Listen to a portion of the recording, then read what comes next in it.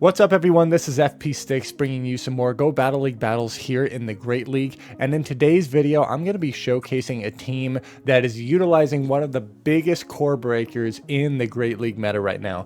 Unova Stunfisk is such a solid option in the Great League right now. I've been running into so many teams that are double, sometimes triple weak to the Stunfisk, and so I'm going to run it in the lead and then have Golisopod and Mandibuzz in the back to cover most of Stunfisk's weaknesses. I had so many great battles with this team that I'm going to showcase in this video. Let me know down in the comments what teams you have been enjoying running in the Great League, and let's jump into these battles so you can see how I handle some of these situations here. Stunfisk into Feraligatr. We are running Thundershock, so able to hit for super effective damage there, but they are able to get to their charge moves in 5 Shadow Claws, and they will win the CMP tie there. Now, I am running Fury Cutter on my Golisopod just for some faster energy generation. My opponent is opting to stay in here. We actually both simultaneously make a swap here. Now my Fury Cutters are resisted, but this Aqua Jet will hit for super effective damage. If this Clodsire is running Stone Edge, that will hit for a lot of super effective damage against my Golisopod here. Golisopod is such a solid safe swap in the Great League meta. Same with Shadow Feraligatr. Those two Pokemon are some of the most flexible safe swaps in Great League right now, I found with my battles.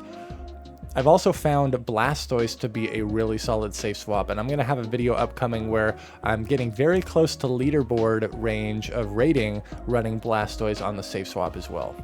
So out comes the Feraligatr again, going to be able to land a move on it and then catch a hopeful Hydro Cannon on my Mandibuzz here. Able to catch that move, that way I don't get hit by an Ice Beam, able to farm them down. And this core of Stunfisk and Mandibuzz is very, very strong. Obviously, you are weak to the ice types, but they have their own Mandibuzz back there, and I know that my Stunfisk is going to have lots of play against that. So this Mandibuzz mirror match takes a long time. I do enjoy running Air Slash on the Mandibuzz just to have better play against the fighters and in the mirror match as well. So we're just staying in, throwing as much chip damage as we can get on one another here. I'm going to swap right there. Out comes the Clodsire. I need to be able to reach this Mud Bomb to land super effective damage. Down goes the Clodsire, and Stunfisk is just going to have a heyday there. Stunfisk had play against all 3 of their Pokemon. Okay, Drapion in the lead. We do have Mud Bomb to hit for super effective damage, but they have Aqua Tail, which they pace to in only 4 fast moves. With Stunfisk, it takes 5 fast moves to get to your first charge move, and then only 4 fast moves to get to your second charge move. So we are going to get outpaced here, and Drapion easily wins the CMP tie. But the Poison Stings are resisted. I am going to shield up one Aqua Tail here and see what they want to do. I overfarm slightly, but knowing that I'll lose the CMP tie, I do not want to force that if I don't have to. They completely sack their Drapion. Out comes a ground type, and there is absolutely no reason to stay in here. If you win the lead super hard like that, and you have 2 answers in the back to whatever your worst matchup is, you can easily just pivot out into your safe switch Pokemon and guarantee that you're going to win that game. That's something I really like to do in when you build these kind of ABB teams. This team isn't technically super ABB in terms of the typings, but in terms of the coverage and the protection it gives your lead Pokemon, I kind of consider it that way. When you run those teams, if you already take out their lead Pokemon and you still have so much health remaining on your lead, and you have 2 better responses to whatever Pokemon comes out, you can safely make that pivot because it's going to guarantee that you're going to have favorable alignment in the end game here. And you can see this was just such a dominant win here because Stunfisk had so much play. They're going to be able to take out my Stunfisk here, but I still have a full health Mandibuzz. There's no way Diggersby's are going to get through that, and we're able to take that game there. Good game. Stunfisk and Credilli. Okay, this is the worst lead that you could see here, but I'm still immediately going to go into my Golisopod, and out comes a Wigglytuff. This is really bad for me right now. But 2 Aqua Jets look like they're going to be able to take out this Wigglytuff, and I feel like if I commit 1 shield here, I can potentially force 2 shields from them, or win switch advantage. Now, Mandibuzz into Credilli isn't that great either, but at least you're able to hit for some neutral damage. I do get 1 shield, and then I'm able to get to another Aqua Jet here. I really hope that they actually end up committing their second shield there. Dealing with this Credilli is going to be tough. Icy Wind from Wigglytuff is going to be able to hit for super effective damage here. But Grass Knot from Credilli is going to hit for a lot of damage as well, so I have to let this go through. I'm farming up as much as I possibly can because I want energy for the end game there. Out comes Wigglytuff. I'm debuffed, so I have to get out of there. And this is not looking great. This Credilli is running Bullet Seed as the fast move as well, so able to get to these Rock Tombs very quickly. I have to start chipping away at this thing as much as possible, but my attack has been dropped. This is really bad. And my Stunfisk, even though it has tons of energy, has almost no health remaining. I get hit by a Rock Tomb there. You can see my Mandibuzz's IVs on the screen there. My Mandibuzz is not very good, and so maybe in a scenario where I have better IVs on my Mandibuzz, I could safely tank 2 Rock Tombs. But they bring out an Annihilate, and this is looking very bad for me. I'm not going to be able to get to 2 charge moves here. Oh, I'm actually barely able to get there, but this is not going to be enough to take out the Annihilate, and then they would win the CMP tie against my Mandibuzz. And Ice Punch is going to hit for a lot of damage, but I'm actually able to farm them down. Out comes Credilli one more time. Can I survive this Rock Tomb? No, I cannot. What a crazy close game, despite being hard countered in the lead and then having a rough secondary matchup. Okay, Stunfisk into Galarian Weezing. This is favorable for us. They swap into a Lapras. Now, the fast moves are not very threatening here because they're running Psywave, but Sparkling Aria is really going to do a lot of damage. I bring out the Golisopod, and then I go straight for the X-Scissor here. I need to be careful of the Skull Bash. And they led with the Galarian Weezing, which is going to heavily resist my fast moves. It double resists the Fury Cutters here. Their Fairy Winds are actually chunking a decent amount on this Golisopod, but I'm so fast getting to these Aqua Jets. I do get 1 shield there. We have switch advantage. We're up a shield. Things are looking really good here. They are running Brutal Swing, and they're staying in. They're going to throw a move at me. Now, if this is an overheat, it is worth shielding, so I will shield once. They're actually just going for Brutal Swing, and I immediately throw this Mud Bomb here. They commit their final shield. What is in the back? Are they double weak to this Stunfisk? I will commit my final shield as well, and yes, they are.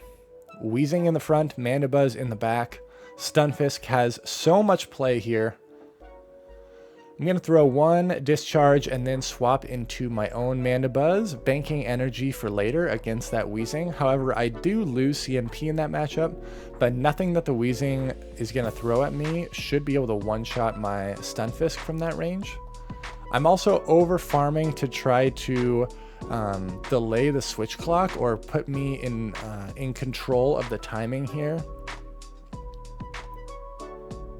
So they're going to throw a move, and now after this, they do catch a move on their Weezing. Nice play. But I know that Stunfisk is my win condition here, so I'm just going to go for the combo play with the Mud Bomb, take out this Weezing, and then I can easily take out the Mandibuzz with this Stunfisk as well. So very dominant team comp in my favor there. Good game. Okay, Annihilate in the lead. Now, the Fury Cutters from Golisopod would be double resisted here, despite the counters being single resisted. I'm actually going to end up staying in here. The big problem here is that most likely what they have in the back line, Stunfisk is going to have more play against. So ideally, I want to get out of this matchup at some point in time, especially if there's like a steel type or a rock type in the back. I think I try to go for a catch on my Golisopod here. And this Rage Fist is going to do a lot of damage. Have to let it go through. Out comes a Drapion. And yes, I do need my Stunfisk for that Drapion there. So, but they could still have something in the back that my Stunfisk would really like to see. They do go for the crunch, which is going to be enough to knock me out. And I'm actually going to safely bring in my Mandibuzz, farm all the way down. This way I know that I don't need to commit a shield. But I can safely farm them down. And Diggersby is in the back. So actually not something that my Stunfisk has play against. But this team comp also makes sense. Annihilate and Diggersby pair very well together.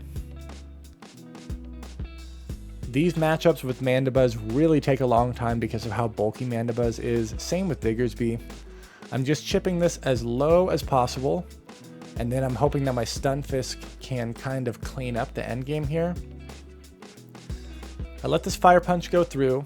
And I just want to get this damage off immediately here. Go back into my Stunfisk and able to get to this Mud Bomb. They do commit their final shield, and this looked like it was a CMP tie that I barely won. I'm going to shield up the Scorching Sands. And they make a really nice catch on their Annihilate.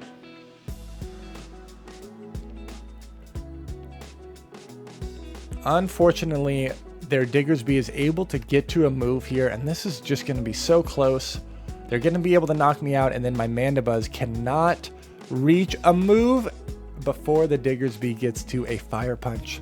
Really great gameplay from my opponent there, and great energy management on their Diggersby, able to win them that game. Good game. Stunfisk into Azumarill. We're both hitting for super effective damage here, but I'm really glad that my Mandibuzz gets to avoid this. And whenever you see a super hard counter for something that you have in the back, most likely Mandibuzz should be able to have a decent matchup in the back. So I will shield up their Ice Beam. Discharge, unfortunately, is just such a terrible move. And Stunfisk is so bulky that I'm going to need another Discharge plus a lot of Thundershock damage to knock out this Azumarill. I catch a potential Ice Beam on my Golisopod here. At this point, Azumarill is so low that my Mandibuzz can totally hang with that. This is where running Fury Cutter is really nice here because I'm able to hit for neutral damage against this Furret. Instead, if I were running Shadow Claw, it'd be double resisted, which would not be great. They go for the Trailblaze to ramp up their attack. The Trailblaze is really going to be sketchy on my Stunfisk, so I'm actually going to bring out my Mandibuzz here. But this boosted Furret is going to be able to get to a lot of Swifts. You can see that's really starting to chunk. They catch on their Azumarill, really nice play. But then I can farm them down with my Mandibuzz here, and they lost their attack buff on their Furret. In the back is a Talonflame. I swap very quickly here. Going to be able to reach a Discharge. This does not one-shot the Talonflame, but it does a lot of damage. Need to reach another move. I don't believe they're at 2 charge moves quite yet, so I will shield up 1. And then I throw 1 Thundershock before queuing up this move to guarantee that the Incinerate damage does not register. Out comes the Furret once again. I'm able to get to a last second Mud Bomb here. And then my Mandibuzz needs to clean up in the back. I swap so I don't get farmed down. I'm right at the move, but if this Furret has 2 charge moves, they will win the CMP tie. But judging by how much damage that Swift did, I would have been able to survive the next Swift. And we take that game there. Good game. Okay, Stunfisk into Lantern. Most Lanterns are running Water Gun. I have yet to see a Spark Lantern. I'm honestly surprised that anyone is running Lantern right now with the change that happened to Surf. But the water gun damage is definitely oppressive here. I will shield up the Surf, and out comes a Fortress, okay, running Bug Bite here. So this is kind of an awkward situation for me here. I'm just going to continue to stay in and rip off these mud bombs. Stunfisk is putting in a lot of work right now. I'm able to get to another charge move here. This Fortress has not thrown a move. And my opponent completely sacrifices their Fortress. I now still have switch advantage. Lantern comes in again. And this Stunfisk has put in so much work. They let that move go through as well. In the back is a Shadow Scizor. And at this point, this looks like it might just be a fast move game. My Mandibuzz is never going to be able to get to 3 charge moves here against Scizor. But luckily the Air Slash is doing a lot of damage here. So I'm doing as much fast move damage as I can here. They are also just going for fast moves. And I'm hoping that one Fury Cutter can sneak through here to knock out this Scizor. I let the first move go through. Down goes Scizor, and I can fast move down the Lantern and take that game. My opponent did not use any shields there. Lucky for me. Okay, Steelix in the lead. This is the dream scenario, but out comes a Primeape. We do not have a hard counter to Primeape, and a Thunderfang Steelix is going to be really tough to deal with. I go into my Mandibuzz after I get a shield from the Primeape. But these Ice Punches from Primeape do so much damage. I should have shielded up that first one. Now I have to shield this. And I really need to get rid of this Primeape here, so I just throw right here, but I know I'm going to be heavily farmed down by that Steelix. But if they're not running Earthquake, then nothing that the Steelix throws at my Stunfisk is very threatening. I really want to guarantee that I'm able to still have my Stunfisk aligned with the Steelix, so I have to just let this farm down happen. And at this point, I have to make a call. Do they have Earthquake, or do they not? I know I do end up shielding an Earthquake. Thank goodness. And at this point, it's unlikely that they're going to be able to reach another one. They will have to commit a shield if they want to get to an Earthquake. They let that go through. I'm able to get to another Mud Bomb, and let's see what they want to do. Catching an Earthquake on my Golisopod would be really nice. I farm, and then they're able to hold all their energy. Amazing play. Out comes a Galarian Moltres. I'm hitting for neutral with the Fury Cutters, neutral with the X-Scissor. I need to be able to farm this down and then land a Mud Bomb on the Steelix, hoping that I win the CMP tie there. Because Earthquake is definitely going to be able to knock me out. I farm them down, and I do win the CMP tie. It's actually very close between Stunfisk and Steelix, but Stunfisk has just a little bit more attack on average than Steelix, and we take that game. Very, very well played to my opponent. Greninja in the lead, also awkward, but the whole team can kind of safely manage it. I'm going to play this out a little bit and see what they want to do. Catching a Hydro Cannon on my Golisopod would be pretty nice. So I need to keep track of their energy and try to feel out when my opponent is wanting to throw their charge moves. I thought they were going to force a CMP tie there, so I swapped into my Golisopod, but now I'm stuck against a Dusclops, and because I'm running Fury Cutter, my opponent recognized that. This is not good for me at all. I'm wondering if this is the Greninja Dusclops Clodsire team, and if that's the case, then my Stunfisk is going to have a lot of play in the back. Have to let the Shadow Punch go. Going to be able to reach another Aqua Jet. This does a nice chunk to the Dusclops.